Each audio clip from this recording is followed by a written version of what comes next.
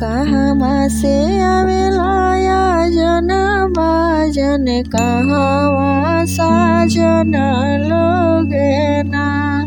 कहवा से आवले महादेव मुट्ठी में बापुत ले लेना। कहवा से आवले महादेव मुट्ठी में बापुत ले लेना। पूर्व से आवेला आयोजन बाजन पश्चिमे महादेवना। पूर्व से आवेला आयोजन बाजन पश्चिमे महादेवना। कहवा में रखबो आयोजन बाजन कहवा साजन लोगना। कहवा में रखबो महादेव मुट्ठी में बापुत ले लेना। दुआरे पे रखबो आयोजन बाजन अंगना साजन लोगना। कोहबर रखबो महादेव मुट्ठी में बापुत ले लेना।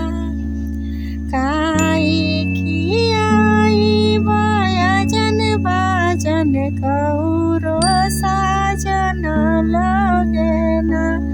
काई खियाई महादेव मुट्ठी में बापुत ले लेना। दाल भात खियाइबो आयोजन बाजन औरो साजन लोगना।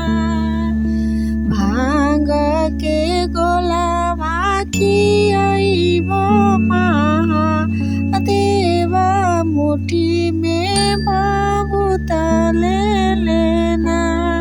पूरी कचौड़ी खियाइबो महादेव मुट्ठी में बापुत ले लेना।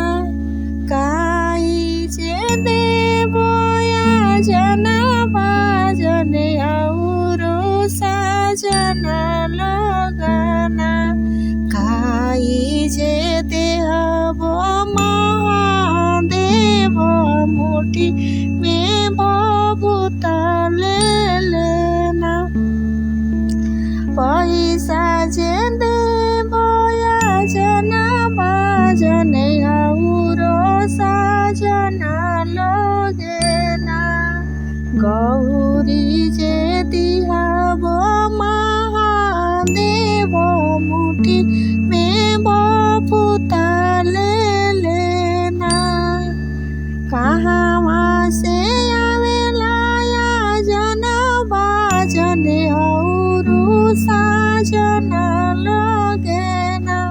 कहवा से आवेले महादेव मुट्ठी में बापुत ले